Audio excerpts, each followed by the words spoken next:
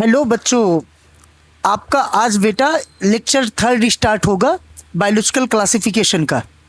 और इसमें आपका टॉपिक है जो है यहाँ पर सामने दिख रहा होगा बच्चों, वो है प्रोटिस्टा।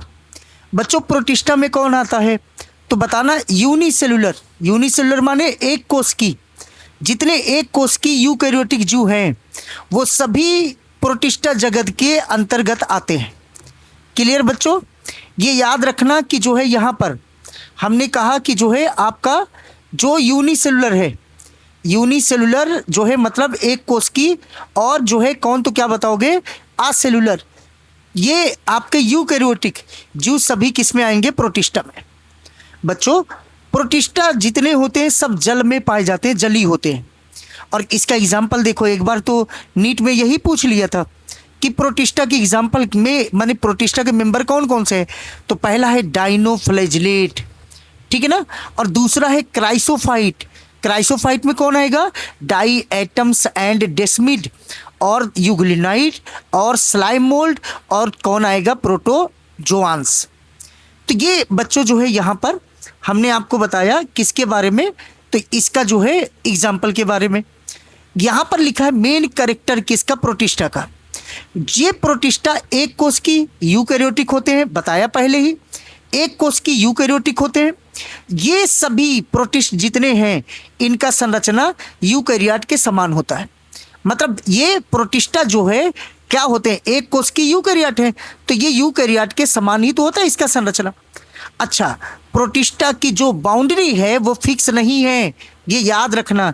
मतलब प्रोटिस्ट की जो बाउंड्री है वो फिक्स नहीं है।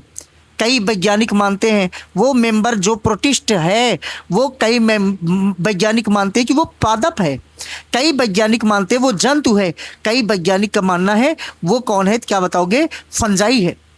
मतलब जो प्रोटिस्ट है ये प्लांट, एनिमल्स और फंजाई के समान लक्षण दिखाता है, ठीक है ना बच्चों, ये बात ध्यान रखिएगा। अच्छा यहाँ पर देख बेटा, यहाँ पर लिखा है कि प्रोटिस्ट प्लांट, फंजाई, एनिमल्स के बीच का कनेक्टिव लिंक है। मतलब ये किंगडम प्रोटिस्टा जो है आपका ये फंजाई की तरह होता है।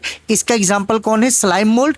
इसी के नाम है क्या, औपंग कवक, ठीक है ना। औपंग कवक जो होता है ये कवक की भांति लक्षण दिखाता है। और जो यूग्लिनाइड है, यूग्लिना है, ये प्रोटिस्ट है रियल में, लेकिन ये पादप और जंतु दोनों की तरह लक्षण दिखाता है। इसी वजह से कहा जाता है मोनेरा से कौन बना, तो बताना मोनेरा से बना प्रोटिस्टा, लेकिन प्रोटिस्टा से कौन बना, प्रोटिस्टा से ही फंजाई बना, प्रोटिस्टा से ही प्लांट बना, प्रोटिस्टा से ही कौन बने, जानवर बने। बच्चों यहाँ पर प्रोटिस्ट में न्यूक्लियस, न्यूक्लियस और nuclear membrane bounded cell organelles पाए जाते हैं। आपको बताया था मोनेरा में केंद्रक नहीं होता है और झिल्ली युक्त कोशिकांग नहीं होते हैं, लेकिन याद रखना प्रोटिस्टा में केंद्रक भी होता है और झिल्ली युक्त कोशिकांग भी होते हैं। और झिल्ली युक्त कोशिकांग कौन, क्लोरोप्लास्ट, माइटोकॉन्ड्रिया, और कौन, Golgi body, endoplasmic reticulum, lysosome, vacuoles, और जो है कौन तो क्या बताओगे, माइक्रोबॉडीज। ये सब के सब जो है आपके क्या होते हैं तो क्या बताओगे, ये झिल्ली युक्त कोशिकांग हैं। और झिल्ली युक्त कोशिकांग किस में पाए जाते हैं तो बताना, प्रोटिस्ट में पाए जाते हैं, क्योंकि प्रोटिस्ट किसके तरह होते हैं, यूकैरियोट की तरह होते हैं। बच्चों अब हम लोग देखेंगे यहाँ पर प्रोटिस्ट में गमन कैसे होता है। तो बेटा याद रखना, जो क्राइसोफाइट है और डाइनोफ्लैजिलेट है ये फ्लैजला के द्वारा लोकोमोशन करते हैं, जबकि सीलिया के द्वारा पैरामीशियम करता है लोकोमोशन, और स्यूडोपोडिया कूटपाद के द्वारा कौन करता है, अमीबा। ये मूवमेंट करने में मदद करता है, ठीक है ना। अब यहाँ पर एनसीईआरटी लिखती है किसके बारे में तो बताना, जो है रिप्रोडक्शन के बारे में। और रिप्रोडक्शन में सबसे पहले देखेंगे असेक्सुअल रिप्रोडक्शन। और इसमें असेक्सुअल रिप्रोडक्शन ये बाइनरी फिशन के द्वारा होगा। बाइनरी फिशन को कहते हैं द्विविखंडन, द्विखंडन कह दो या द्विविखंडन कह दो। मतलब एक कोशिका है, यही विभाजित करके क्या हो जाए, दो कोशिका बना ले, इसी को कहते हैं बाइनरी फिशन। और ये किस में होता है, डाइनोफ्लैजिलेट में, क्राइसोफाइट में, और किस में, यूग्लिनाइड में। मतलब जो आपका डाइनोफ्लैजिलेट है, क्राइसोफाइट, यूग्लिनाइड, ये अलैंगिक जनन करते हैं किसके द्वारा, बाइनरी फिशन के द्वारा। और जो स्लाइम मोल्ड है इसमें क्या बनता है, स्पोर निर्माण होता है, बीजाणु का निर्माण होता है स्लाइम मोल्ड में। और लैंगिक जनन कैसे होगा, तो बताना 2 कोशिका के मिलने से और प्लस जाइगोट के निर्माण होने से लैंगिक जनन होता है। बच्चों हम लोगों ने पहले ही देखा किसके बारे में, तो किंगडम प्रोटिस्ट जो आपका होता है, किंगडम प्रोटिस्ट इसमें कौन आता है, क्राइसोफाइट जैसे डाई एटम्स और डेस्मिड, और दूसरा कौन होता है डाइनोफ्लैजिलेट, इसमें गोनिया लैक्स आता है। यही मेन एग्जाम्पल है, ये दोनों एग्जाम्पल आपको नहीं पढ़ने। और अगला है यूग्लिनाइड, इसमें पढ़ना है यूग्लिना, ये आपको एग्जाम्पल नहीं पढ़ना है। और अगला है कौन, स्लाइम मोल्ड, स्लाइम मोल्ड में कोई एग्जाम्पल आपको नाम नहीं याद करने हैं। और प्रोटोजोआंस, प्रोटोजोआंस में हमको पढ़ना है अमीबी प्रोटोजोआंस, और जो है अमीबा, एंट अमीबा, ट्रिपैनोसोमा बिल्कुल पढ़ना है। पैरामीशियम, प्लाज्मोडियम, इसके एग्जाम्पल पढ़ने हैं आपको, ठीक है ना। तो आपको एग्जाम्पल कौन कौन से याद रखने हैं, आपको क्राइसोफाइट, डायटम्स, डेस्मिड याद रखना है, ये इंपॉर्टेंट है। डाइनोफ्लैजिलेट में केवल गोनिया लैक्स याद रखना है, ये इंपॉर्टेंट है। यूग्लिनॉइड में केवल यूग्लिना याद रखना है। स्लाइम मोल्ड में कोई एग्जाम्पल नहीं याद करना है। प्रोटोजोआंस में अमीबा, एंट अमीबा, ट्रिपैनोसोमा, पैरामीशियम, प्लाज्मोडियम, ये याद रखना। अब बच्चों सबसे पहले यहाँ पर आता है क्राइसोफाइट, और क्राइसोफाइट को हम लोग क्या कहते हैं, गोल्डन एल्गी कहते हैं। गोल्डन एल्गी या इसी के नाम में डेस्मिड या डाई एटम्स इसी में आते हैं। तो याद रखना कि ये जो है जो क्राइसोफाइट है, तो क्राई माने क्या, तो क्या बताओगे, क्राइसोफाइट, क्राई माने चिल्लाना या रोना। हम चिल्ला या रो सकते हैं कहाँ पर, फ्रेश वाटर में भी, मैराइन वाटर में भी, मतलब स्वच्छ जल में भी या समुद्री जल में। मान लो जो है कि हम जो है हम मर गए और हमारा खबर जो है गया कहाँ पर, जो है कहाँ पर हमारा अंकल जो है समुद्र में काम कर रहे थे, उनके पास खबर गई, तो वो जो है समुद्र में ही चिल्लाने लगेंगे। हमारा बाबू भैंस नहवावत रहे गढ़ा में, तो गढ़ा में सुनिए जो ना वहाँ चिल्लाई लगी। तो याद रखियो जो क्राई माने चिल्लाना या रोना माने क्राइसोफाइट कहाँ पाया जाता है, स्वच्छ जल में भी और समुद्री जल दोनों में पाया जाता है। अच्छा ये जो है याद रखना कि ये पानी में, मतलब जब हमारा माई सुने जो नहीं हमारा लड़का मर गया, तो हमारा माई सक्रिय गति करे कि निष्क्रिय, निष्क्रिय, जिधर जे लेके जाए, जिधर ले जे लेके जाए उधर ही चली जाए। तो याद रखिए ये पानी में निष्क्रिय अवस्था में एक जगह से पानी के बहाव के साथ ये बहता रहता है, एक जगह से दूसरे जगह जाता रहता है। अच्छा बताओ हम मरे तो हमारे घर में चूल्हा जरी कि ना जरी, वह दिन अपने आप खाना आई पड़ोसी दही है। तो ये फोटोसिंथेसिस होता है, प्रकाश संश्लेषण करता है, मतलब ये स्वपोषी होता है, ये अपने आप खाना बना लेता है। और बताओ जब हमारा डेथ माने का, तो क्या बताओगे, डाई एटम्स, और डेथ बा डाई एटम्स, और हमको अब क्या करोगे, नहवाओगे तो क्या चाहिए, दीवाल माने का बताओ, सेलवाल, और सेलवाल और दीवाल चाहिए और साबुदानी चाहिए ना। तो ये इसका सेलवाल कैसा होता है, साबुदानी की तरह। किसका, डाई एटम्स का। डाई एटम्स की कोशिका भित्ति साबुदानी की तरह होता है, बिल्कुल जैसे ये यहाँ पर दिखाया डाई एटम्स, ये जो है इसकी भित्ति है, और यहाँ पर लिखा सोप बॉक्स लाइक पैटर्न होता है, और इसके ऊपर क्या है, एम्बेडेड सिलिका एम्बेडेड है। और ये दिख रहा है बच्चों, ये आपका एक ये सेल है और ये दूसरा सेल है। सेल माने ये जो है कवच, ठीक है ना, एल वाला सेल। तो यहाँ पर जो है ये आपका कवच है, ऐसे साबुन ही रख दा लाइबॉय, तो इस सोप बॉक्स जैसे हो ये, इस सोप बॉक्स जैसे, और एक दूसरे में ऐसे फिट रहता है और ये पतला होता है। तो वही कह रहा है डाई एटम्स की कोशिका भित्ति पतली होती है और ओवरलैप करती है और फिट रहती है, और ये सोप बॉक्स लाइक होती है, ठीक है ना। तो अगली बात यहाँ पर देखो, हमने क्या कहा बेटा, इनके सेलवाल के ऊपर क्या पाया जाता है, सिलिका का लेयर। तो डाई एटम्स जो है अपने वास स्थान पर करोड़ों साल तक कोशिका भित्ति को छोड़ छोड़ करके क्या बनाता है, मिट्टी, और उसका नाम क्या है, डाई एटमिक मिट्टी। और ये जो डाई एटमिक मिट्टी है इसका यूज कहाँ कहाँ होता है, तो बताना, स्टोन पॉलिशिंग में, पत्थर की पॉलिश करने में, और filtration of oil and syrup, ठीक है ना, तेल एंड सिरप के निस्यादन में, और ये चीफ प्रोड्यूसर इन ओशियन होता है, मतलब ये समुद्र का मुख्य उत्पादक होता है, समुद्र का मुख्य उत्पादक। और मुख्य उत्पादक का मतलब क्या है, तो उत्पादक उसे कहते हैं, पेड़ पौधा को कहते हैं उत्पादक। पेड़ पौधा होता है सूर्य भगवान की उपस्थिति में ये क्या करता है, प्रकाश संश्लेषण ना, तो ये उत्पादक होता है। सोचो कहीं पर अगर प्रोड्यूसर नहीं, अगर पेड़ पौधा ना होता तो इसको खाने वाले कंज्यूमर होते क्या नहीं होते। क्या इसे जो है कंज्यूमर माने उपभोक्ता, क्या इसे खाने वाले होते ना होते। ऐसे ये मान लो ये समुद्र है और समुद्र में जो है डाई एटम्स जो है प्रोड्यूसर है, और प्रोड्यूसर नहीं होगा तो बताओ मछली उछली रही है कि ना रही है, ना रही है, ये सब नहीं रहेंगे। तो जो है समुद्र का इकोसिस्टम है उसमें जो है प्रोड्यूसर की तरह काम करता है कौन, तो क्या बताओगे आपका जो है डाई एटम्स। समझ में आया बेटा? अच्छा, यहां पर जो है हमने दिखाया क्या, डाई एटम्स का डायग्राम, ये डाई एटम्स है, ठीक है ना, ये दिख रहा है आपको डाई एटम्स।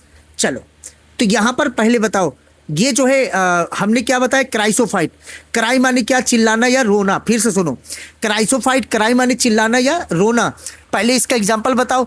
इसका एग्जाम्पल गोल्डन एल्गी, उसी के नाम डेस्मिड, और दूसरा कौन है, डाई एटम्स। नहीं, फिर से बताओ, क्राइसोफाइट ये नाम है, और नाम है तो एग्जाम्पल कौन है, गोल्डन एल्गी इसका एग्जाम्पल है, और दूसरा नाम का है उसी का डेस्मिड, और अगला एग्जाम्पल कौन है, दूसरा आपका डाई एटम्स। क्लियर? ये स्वच्छ जल में भी होता है और समुद्री जल में भी पाया जाता है। ये पानी के बहाव के साथ निष्क्रिय अवस्था में एक जगह से दूसरे जगह पर चला जाता है। ये प्रकाश संश्लेषण करके अपना भोजन बनाएगा, स्वपोषी होता है। इसकी कोशिका भित्ति पतली होती है, ये एक दूसरे में फिट होती है और बिल्कुल साबूदानी की तरह होता है। क्लियर? अब अगली बात सुनो, हमने कहा बेटा कि ये अपने वास स्थान, इसके कोशिका भित्ति के ऊपर सिलिका पाई जाती है। ये अपने वास स्थान पर करोड़ों साल तक अपने कोशिका भित्ति को छोड़ करके डायटमिक मृदा बनाता है, जिसका उपयोग जो है स्टोन पॉलिशिंग या जो है फिल्ट्रेशन, ऑयल एंड सिरप, और डाई एटम्स समुद्र का मुख्य उत्पादक होता है। चीफ प्रोड्यूसर इन ओशियन होता है। तो बच्चों पहले यहाँ पर देखो, यहाँ पर एक क्वेश्चन है, कह रहा है कि मेंबर ऑफ क्राइसोफाइट की सदस्य कौन कौन है, बताओ भैया। क्राइसोफाइट के सदस्य कौन कौन है, मेंबर। तो बताओ, यहां पर कह रहा है कि are found only fresh water. No, ये तो फ्रेश वाटर मैराइन वाटर दोनों में होता है। Are chief producer in ocean, yes, ये समुद्र का मुख्य उत्पादक होता है। ओनली पैरासिटिक, नो, ये तो ऑटोट्रॉपस होता है। Are microscopic and float actively float नहीं करता है। 100% हो गया कि सेकंड ये सही है, यहां पर इनएक्टिवली फ्लोट होना चाहिए था। समझ में आई कि नहीं है? अच्छा चलो अगला क्वेश्चन देखो बेटा। अगला क्वेश्चन यहां पर कह रहा है कि क्राइसोफाइट कौन है, डाई एटम्स एंड डेस्मिड, बिल्कुल सही बात है। Diatoms dinoflagellate, no. Slime mould desmid, yes, ये स्लाइम मोल्ड नहीं है। Slime mould, no. तो पहला हो गया 100% करेक्ट आंसर। अगला क्वेश्चन है यहां पर देखो, कह रहा member of Protista are primitive, जो सदस्य है प्रिमिटिव, ये कैसे होते हैं, क्या बताओगे, ये एक्वेटिक होते हैं। आपको शुरू में बताया था ना बेटा, जो प्रोटिस्ट होते हैं वो ये प्रिमिटिव कैसे होते हैं, तो क्या बताओगे, एक्वेटिक होते हैं। चलो आगे देखो, अगला क्वेश्चन यहां पर क्या दे रहा है। अगला क्वेश्चन दे रहा है सिलेक्ट इनकरेक्ट, क्या incorrect statement about diatoms float actively, no. ये photosynthesis, yes. Wall embedded with silica, yes. They are found in fresh water and marine water, सही बात है। इनकरेक्ट पूछा है तो इसका आंसर क्या हो जाएगा, फर्स्ट। कोई दिक्कत? अच्छा यहां पर देखो अगला क्वेश्चन यहां पर कह रहा बेटा प्रोटिस्ट यूज क्या, तो क्या बताओगे, साउंड प्रूफ रूम जो है हम लोग क्या यूज करेंगे, तो बताना डाई एटमिक सॉइल का यूज करते हैं। तो इसमें क्या आंसर हो जाएगा, डाई एटम्स। ठीक बेटा, उसमें सिलिका पाई जाती है ना तभी। अच्छा अगला क्या है, diatoms perform which types of movement, diatoms किस प्रकार का मूवमेंट करता है, तो बताना फ्लोटिंग करता है निष्क्रिय अवस्था में। क्लियर? ये अमीबॉइड और स्विमिंग ये सब नहीं करता है। अच्छा अगला क्या कह रहा है, cell of diatoms made up of, किसका, तो क्या बताओगे, सिलिका का। डाई एटम्स का जो आपका जो है सेलवाल होता है वो किसका बना होता है, सिलिका का। अच्छा अगला पॉइंट क्या कह रहा है, golden algae common name of algae belonging to chrysophyte, ये डेस्मिड दूसरा नाम था ना इसका एग्जाम्पल का। समझ में? ये अब आ गया अगला हेडिंग, कौन, तो क्या बताओगे, डाइनोफ्लैजिलेट। लेकिन डाइनोफ्लैजिलेट पढ़ने से पहले हम लोग क्राइसोफाइट का और प्रोटिस्ट का एनसीईआरटी की लाइन देख लेते हैं। चलो देखो, कह रहा है कि सभी एक कोष की यूकैरियोटिक, क्या बोला, सभी एक कोष की यूकैरियोटिक जीव किस में आएंगे, प्रोटिस्टा के अंतर्गत आएंगे। परंतु इस जगत की सीमाएं ठीक तरह से निर्धारित नहीं है। पहले बताया, एक जीव वैज्ञानिक के लिए जो प्रकाश संश्लेषी प्रोटिस्ट है, वही दूसरे जीव के लिए वो पादप है। क्राइसोफाइट, डाइनोफ्लैजिलेट, यूग्लिनाइट, स्लाइम मोल्ड और प्रोटोजोआंस सभी इस पुस्तक में प्रोटिस्ट के अंतर्गत आते हैं। प्राथमिक रूप से प्रोटिस्ट के सदस्य जलीय होते हैं। मिला कि नहीं मिला, मिला कि नहीं मिला, इसका क्वेश्चन भी बना था, आपको दिखा कैसे क्वेश्चन बनते हैं बेटा।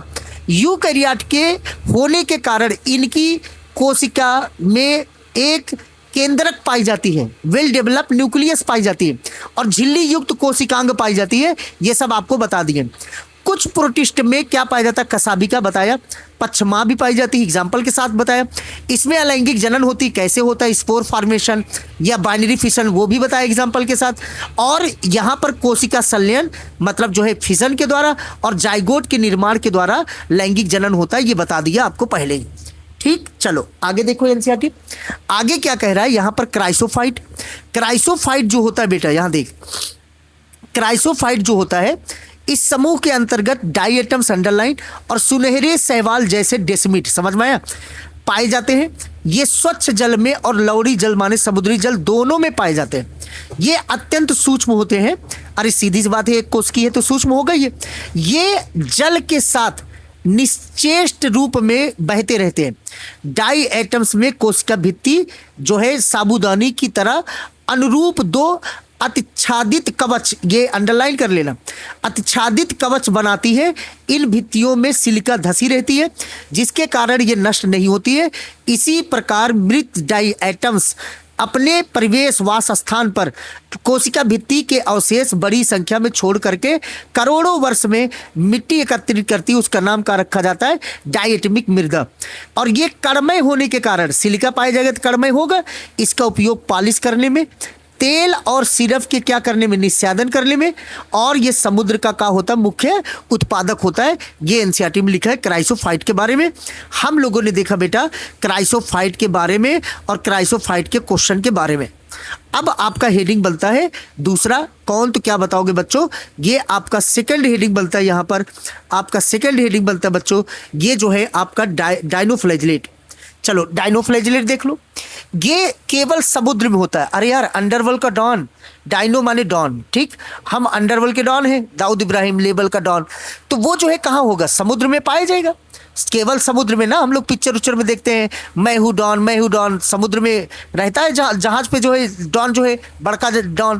तो ये डाइनोफ्लैजिलेट डॉन जो है समुद्र में होता है।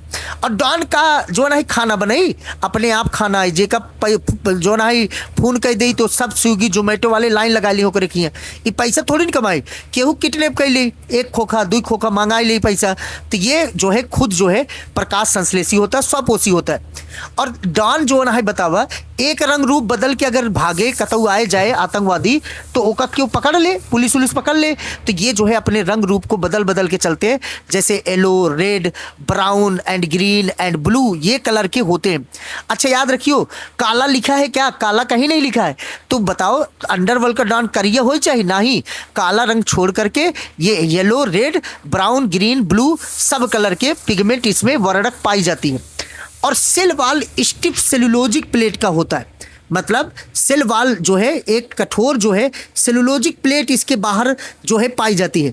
मतलब कह रहा है कि सेल वाल के चारों तरफ, सेल वाल जो है ना, सेल वाल के चारों तरफ जो है बेटा एक कठोर कोशिका सेलुलोज की एक जो है कठोर जो है भित्ति पाई जाती है, ठीक है ना। जैसे सलमान खान के जौन बॉडीगार्ड है ओकर नाम शेरा है ना, ऐसे सेलुलोज। अरे यार, अंडरवर्ल्ड के डॉन जहाँ घरे में सोए ओकर दीवार के चारों तरफ कठोर जो बना है कवच पाई जाए ना, कवच, वही कह रहा है कि इसके दीवार के चारों तरफ कठोर जो है सेलुलोज का प्लेट पाया जाता है बाहर सरफेस पर, समझ में आया। इनमें दो कसाबिका पाई जाती है। एक, अच्छा, अंडरवर्ल्ड के डॉन जो ना है एक हाथ से बंदूक चलाए, दोनों हाथ से चलाए।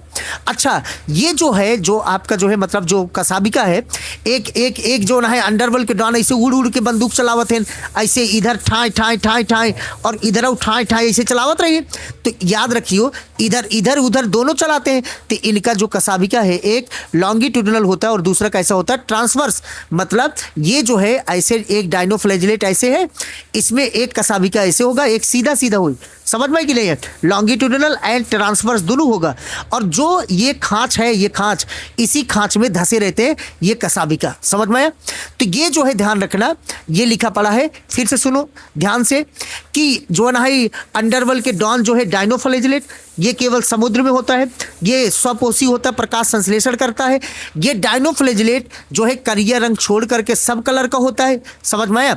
अच्छा, इसके कोशिका भित्ति के चारों तरफ सेरा नाम का, सेलुलोज नाम का कठोर परत पाया जाता है और इसमें दो कसाबिका पाई जाती है, एक लॉन्गिट्यूडनल दूसरा ट्रांसवर्स, और ये जो है सेल वॉल प्लेट के फरों में धसा रहता है। क्लियर बेटा? अब अगली बात सुनो ध्यान से। अगली बात ये है कि इसका माने जो ना है, अगर ई बंदूक चलाए ना, गोली बंदूक चलाए तो काउ नहीं करे गोली, तो इसका एग्जाम्पल कौन है? गोनिया लैक्स है। कहाँ है? गोनिया लैक्स। अच्छा बताओ, गोली में काजू भरा रहे कि बादाम भरा रहे कि ले ले पुदीना?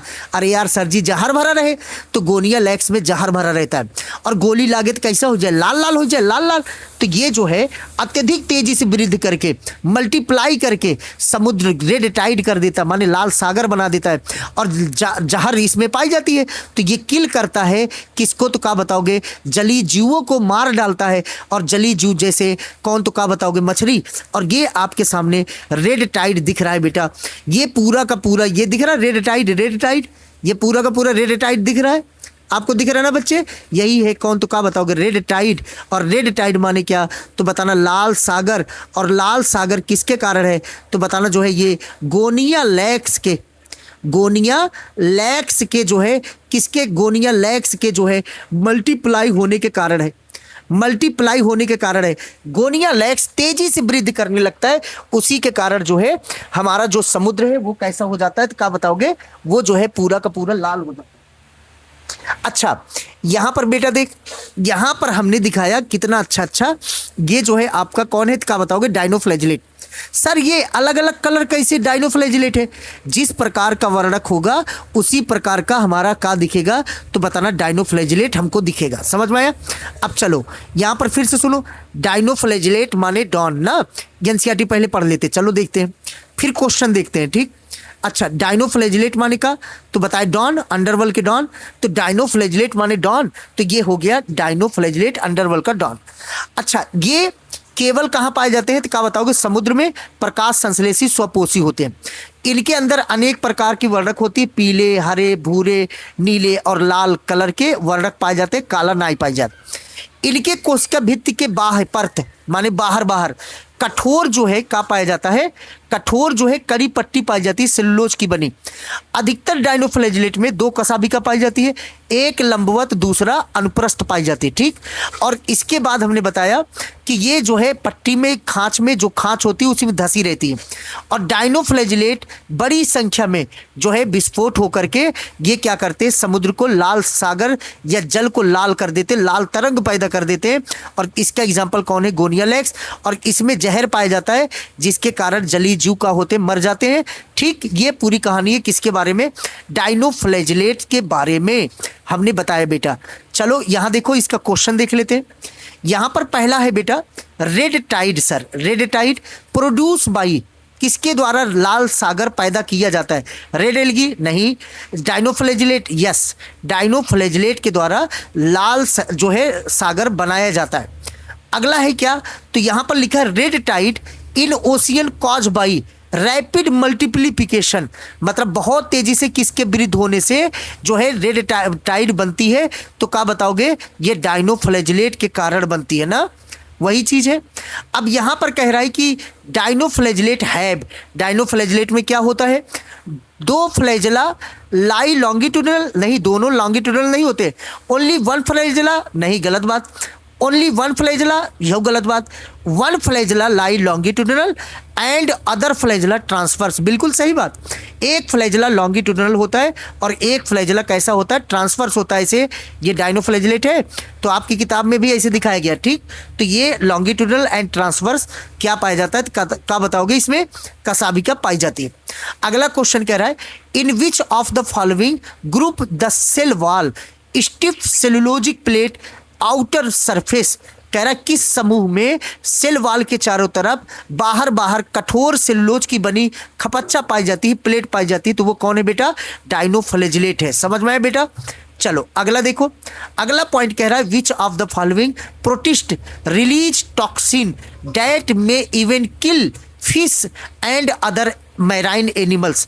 कह रहा है कि कौन सा जो है प्रोटिस्ट है जो जहर निकालता है और मार डालता है मछली को या समुद्री जीवों को, तो वो कौन है? क्या बताओगे? गोनिया लैक्स है या ऑप्शन में होता डाइनोफ्लैजिलेट। क्लियर बेटा? चलो एनसीईआरटी भी रीड कर लिए। अब अगला हेडिंग आपका आता है कौन, तो क्या बताएंगे सर? यूगलिनाइट। यूगलिनाइट को हम लोग पढ़ेंगे युगल प्रेमी, युगल प्रेमी, युगल प्रेमी। यस, हमको प्यार हो गया, ठीक तो यार हमका अगर प्यार हो जाए तो हम फ्रेश फील करब ना बे, फ्रेश फील करब। फूल ले के जो ना है मान ला ऐसे कोनो पेड़ है, यही जो ना है फूल ले के ऐसे गोड़ रख के हेलो हेलो हाँ हाँ कह के बतिया भाई आराम से ना, यही रुका रहा, रुका ही रहा, रुका ही रहा। तो याद रखियो ये रुके हुए जल और फ्रेश वाटर में पाए जाते हैं। जेके प्यार हो जाए तो वो रुके हुए जल और फ्रेश वाटर में पाया जाता है। क्लियर? अच्छा बताओ दो प्यार करने वाले के बीच में कोई दीवार बन सकता है? नहीं, तो इसमें कभी सिलवाल पाया नहीं जाता है। अच्छा, ये अगर तोके प्यार हो जाए तो तू बिना नहाए धोए कोचिंग चला हुआ, नहाए धोए के क्रीम व्रीम लगाए कि तब हुआ। ऐसे इनके ऊपर प्रोटीन की क्रीम पाई जाती है। प्रोटीन की जो है क्रीम पेलिकल्स, फेरलबिलिनाइट का पेलिकल्स नामक परत पाई जाती है जो लचीलापन प्रदान करता है। का लचीलापन, एकदम फ्लेक्सिबल रहते हैं। अच्छा, आजकल के दौर जनते यहाँ एक घर वाली एक बाहर वाली, दो दो कसाबी का होता है। इसमें एक से कम प्यार करी है, एक से ज्यादा प्यार करी है। तो याद रखिए इसमें दो जो है क्या पाया जाता है कसाबी का, एक छोटा पाया जाता है ऐसे नान के, और एक देखते ही यहाँ कितना बड़ा बाट है। तो ये याद रखना इसमें दो कसाबी का पाई जाती है। और ये युगलिना का हमने आपको ये दिखाया क्या, तो बताना जो है डेगरा। अच्छा, यहाँ पर बेटा जो है अगर एक घर वाली एक बाहर वाली, सूर्य भगवान अगर रही है तो प्रेजेंट, तो ये स्वपोषी होगा, प्रकाश संश्लेषण करेगा, पौधे की तरह अपना लक्षण दिखाई। और अगर सूर्य भगवान नहीं है तो ये परपोषी हो जाए, दूसरे जीव को खाई, बिल्कुल किसके तरह? जानवर की तरह। तो ये स्वपोषी है कि परपोषी की मिश्रित पोषी?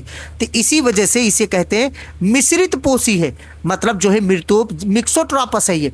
और याद रखना ये पादप और जंतु दोनों की तरह लक्षण दिखाया था ना, तभी इसे कहते हैं ये जो है प्लांट एंड एनिमल्स के बीच में ये कनेक्टिव लिंक की तरह काम करता है। और इसका एग्जाम्पल कौन है? युगलिना। और ये क्लोरोफिल स्टोर करता है उच्च कोट के पादप की तरह। फिर से सुनो, युगलिना माने युगल प्रेमी। युगल प्रेमी अगर प्यार हो जाए तो कैसा फील कर? फ्रेश। तो ये रुके हुए जल और फ्रेश वाटर में होता है। इसमें कोशिका भित्ति नहीं पाई जाती है। इनके दीवार के चारों तरफ प्रोटीन की बनी जो है पेलिकल्स नामक लेयर होती है जो लचीलापन प्रदान करती है। इनमें दो कसाबिका होता है, एक छोटा एक बड़ा होता है। क्लियर? अगली बात बेटा यहाँ पर जो है, यहाँ पर क्या है? तो यहाँ पर है क्या कि सनलाइट अगर रहेगा तो ये जो है प्रकाश संश्लेषण करेगा, स्वपोषी होगा। सनलाइट ना रही तो ये परपोषी हुई।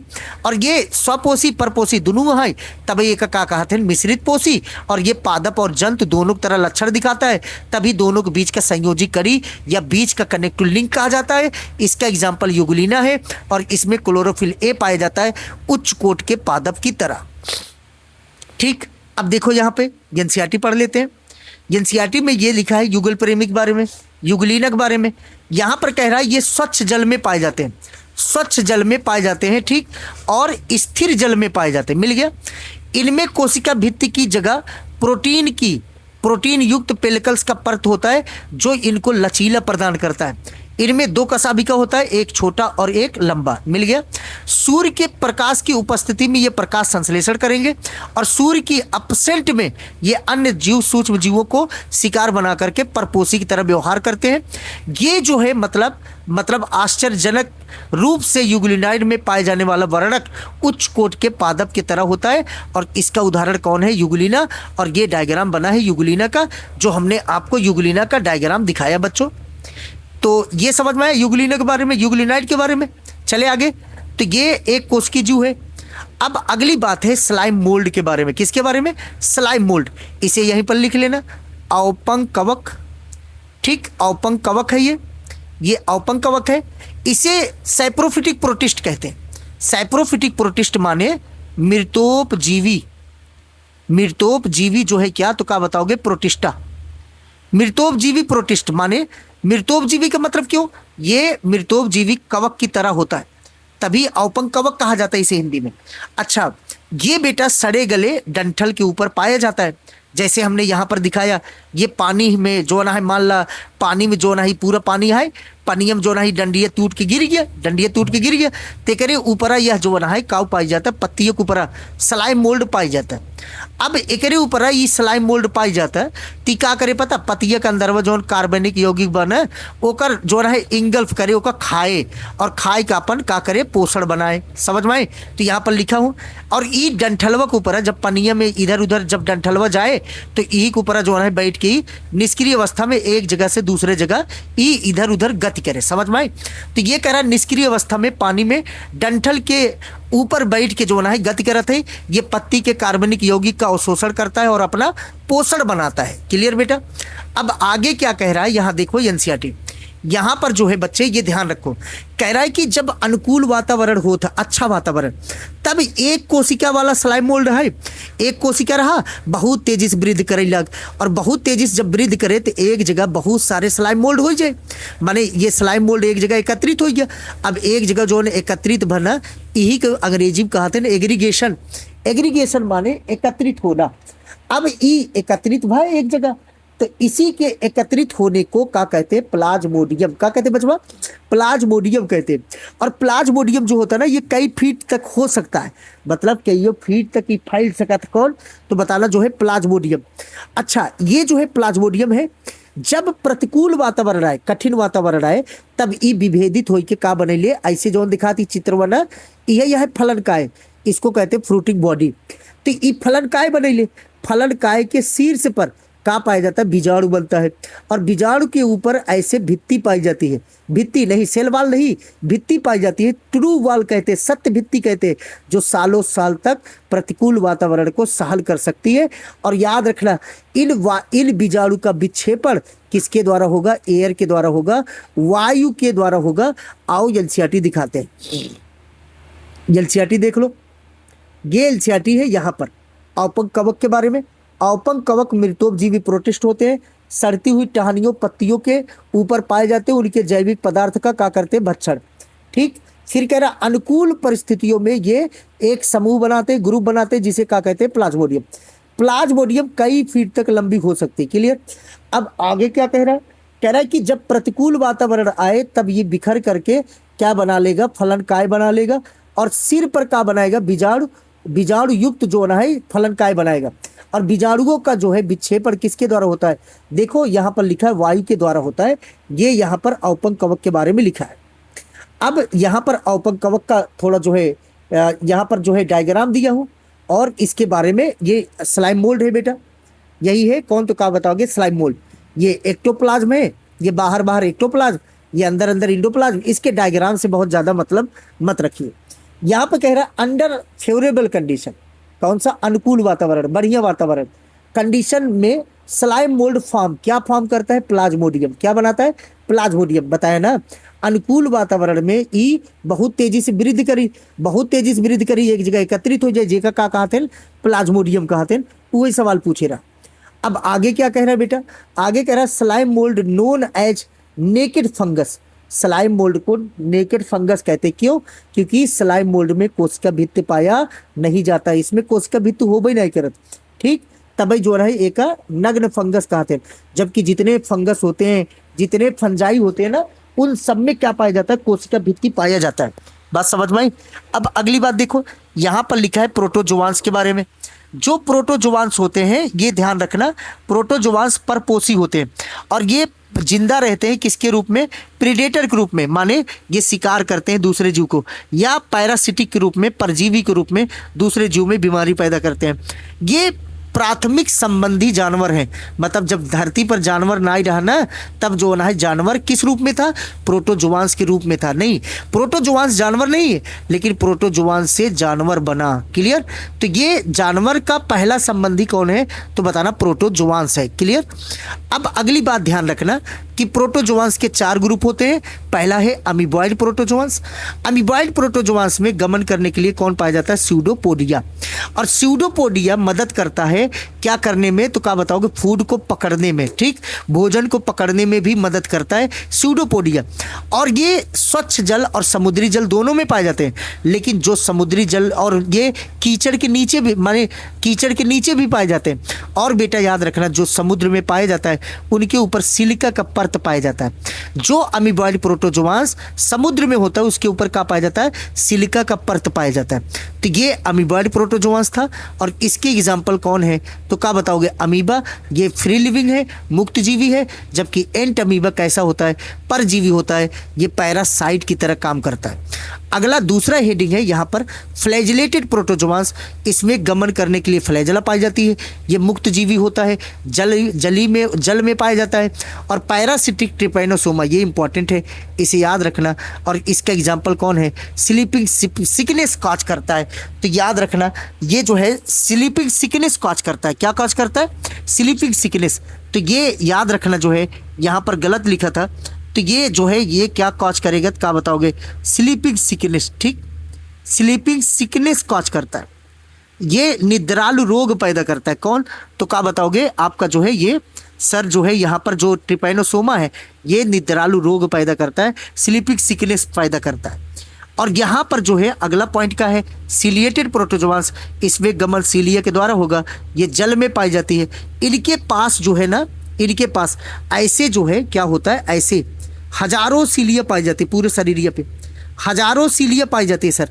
हजारों सीलिया पाए जाने के कारण ये अत्यंत सक्रिय गति करती है, ठीक है ना, ये सक्रिय गति करती है। और इनका जो गुहा है ना, गुहा ये कहाँ खुलता है, शरीर के जो है शरीर की सतह पर आके खुलता है। और इनके ऊपर जो यहाँ पर सीलिया पाई जाती है ना, ये लयबद्ध तरीके से गति करती है, भंवर बनाती है, जिसके कारण खाना कहाँ चला जाता है, अंदर चला जाता है। तो वही कह रहा है कि यहाँ पर जो है इनकी गुहा शरीर की सतह पर खुलता है। और इसका एग्जाम्पल कौन है, क्या बताओगे, पैरामीशियम इसका एग्जाम्पल है। यहाँ पर ये डायग्राम बनाया गया है, पैरामीशियम का डायग्राम है। अच्छा, ये बेटा जो है यहाँ पर अगला पॉइंट क्या है, स्पोरोजोआंस। स्पोरोजोआंस में गमन करने वाला संरचना नहीं पाया जाता। इनके जीवन में जरूर संक्रमित बीजाणु वाला या जो है इन्फेक्टेड स्पोर जरूर बनता है। और इसका सबसे कुख्यात विख्यात जो है एग्जाम्पल प्लाज्मोडियम है। ये क्या पैदा करता है, मलेरिया बीमारी पैदा करता है। बच्चों, हम लोग जो है प्रोटोजोआंस के बारे में पढ़ें। चलिए प्रोटोजोआंस का एनसीईआरटी की लाइन देख लेते हैं। यहाँ पर क्या लिखा है, यहाँ पर लिखा है सभी प्रोटोजोआंस परपोषी होते हैं।